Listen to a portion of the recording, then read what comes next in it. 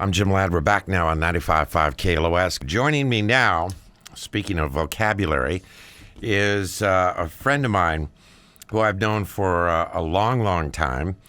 He was a pioneer in FM radio here in Los Angeles, has interviewed everyone under the sun, and is a dear friend of Yoko and was John and Yoko's best friend, and I'm proud to say mine as well. Ladies and gentlemen, Elliot Mintz. Hi, Elliot.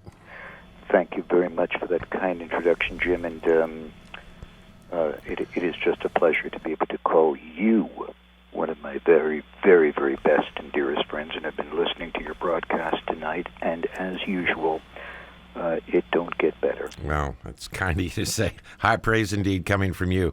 Let's begin with you worked here at, you worked at KLOS, you worked at KBC, you worked at KPPC, you worked at a lot of radio stations here in Southern California. I could never hold a job, Jim. Yeah, I know that one. I know that one. But where were you when you first, and tell everybody how you met John and Yoko. Well, I was doing a telephone talk show, a late-night radio show, and I believe it was on KLOS, and I do believe it was on Sunday evening, that I conducted a phoner with Yoko. She was in New York, I was in L.A. It went well. I mean, we just had a great rapport on the telephone instantly. And she called me back a day or two later and told me she was very pleased with the interview. And she happened to, she asked for an air check, a tape of it. I sent it to her. She played it for John. And John apparently liked the interview very, very much. So it was on the evening of his 31st birthday that I did a phoner with John, and that's how we met on the telephone at KLOS on his 31st birthday. It would be, well, there were a few days after that he called me, and he said that he liked the way that interview went. And I called him back, and I said, you know, for you to take the time out to call me, this FM DJ guy, to compliment me on interviewing you, blew me away. And we started talking. And over the next 3 or 4 months, John, Yoko, and myself became telephone pals. I'm an insomniac. I don't sleep. They get up early in New York, and we would have occasions where we would talk up to 5, 6, or 7 hours a day, almost on a nightly basis, until they decided to drive across the country one day, wound up just outside of Ojai, and John dropped a dime and said, look, we are here, and we would very much like to meet you. He gave me directions. I drove out to a location of a house that they had rented, and we shook hands for the very first time, and that began for me the magical mystery tour that lasted until 30 years ago this evening. Well, that is an extraordinary story, and for people who think that everybody in music or show business or the media knows everybody else, that's a very rare thing to happen, isn't it?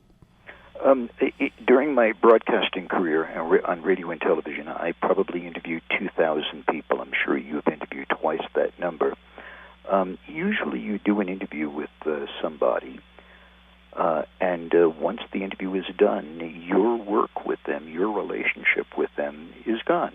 Nothing against the musicians. They go out on the road and they are interviewed by hundreds of disc jockeys and talk show hosts and people like that. We don't expect anything more than the interview. Occasionally you'll get a thank you.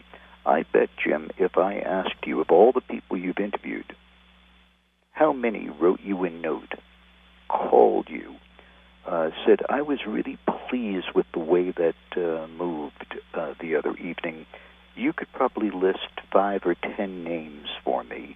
And after that, it was just the rhythm of the road, right?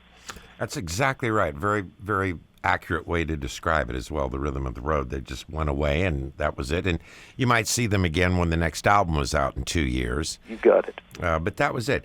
So that was a very rare thing. Now, when you first shook hands, you already had a rapport with John and Yoko. But explain what that first meeting was like. Was it awkward? Was it completely friendly and familiar? How was it when you first laid eyes on them and sat there in that rented house in Ojai? I'm looking out my window now, and my eyes are closed, and I'm reflecting upon my old car pulling up next to what I vaguely recall as being something like a cross between a Rambler and a Surfer's Woody that a driver had driven them across the United States. It had a turntable underneath the dashboard. I mean, literally a turntable that you put 45 RPM records on, and the tone arm would, every time you went over a bump, you would lose, 5 chords of Fats Domino. Just an old, funky car, and they were in the back. Of course, I knew what they looked like. I don't know if they knew what I looked like at the time. I remember him getting out of the car when I pulled up. It was in an open field where we met. 2 images that come to mind was the 2 of them stood next to the car, and we looked at each other. And I saw Yoko, and she had this exquisite, long, black, straight hair that fell at the base of her spine. And those exquisite, extraordinary eyes. And John said, "Go on then, give him a hug." Yoko was not a demonstrably affectionate woman that way, but she gave me a little hug. And then he shook my hand, and upon reflection, I remembered that they were soft hands. Those hands had never touched a shovel, and those hands never had a horse's reins wrapped around them. I shook hands with a lot of musicians. Musicians have rough hands. They have long fingernails. They use those nails to pull on strings. And they're not big on manicures and pedicures. Certainly not a Liverpudlian working-class guy. But I remember the softness of his hands, and I remember this sense of tranquility he had about him. I mean, I knew I was looking at John Lennon, and I had seen that image 10,000 times, like we all have. He was one of the most photographed people of the 20th century. But I also saw beyond the glasses, beyond the eyes, beyond the Beatles, beyond Lennon, and it was like shaking hands with an old friend. Oh, it's fantastic. Shaking hands with an old friend. What is it about the 2 of them that you felt, I mean, did you feel this, because their romance is an epic story. It's a Romeo and Juliet. It's, it's one of the great romances of the world, and they went through some extraordinary times. Did you see that in them as a couple? Yeah, instantly. I've spoken to a lot of people during the course of today, and I did a meditation last night, and one of my prayers was that I would try to elevate the dialogue today a little bit beyond all that has been said before, especially by me. And to do that, I just had to keep slowing down, focusing in, trying to avoid the obvious and the redundant. The sense of romance that you speak about, the Romeo and Juliet, the Scott and Zelda, whatever iconic couple you wish to push forward, none of them approximated what was shared between John and Yoko for one primary reason that differed them from the ones that preceded them. And that was that they came at the experience from equal positions. Dr. John Lilly once described this as being a dyad. They were a dyadic couple. There was no point where the male energy ended and the female energy began. John changed his middle name from Winston to Ono. They were called John and Yoko. You did not think of them as separate. They may have had separate identities and separate views on lots of things, but they were two beings who were determined to take on the universe and transform that which they saw through love. And when you are around people that exude energy of that nature, you're home.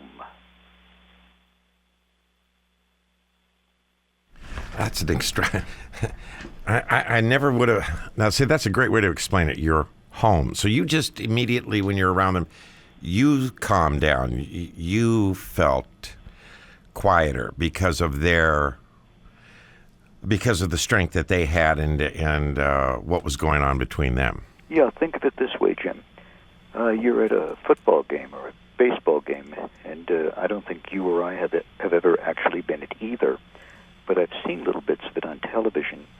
And if you're in a stadium with 50,000 people watching people jumping on top of each other with a six-pack of Bud under your belt, and the adrenaline is really high and the anxiety is really high, well, you see what happens sometimes after the soccer matches in England. There is something about aggressiveness that is contagious. We've seen that happen in 1,000 different circumstances of mob madness. Well, place yourself in the presence of a couple who are in love.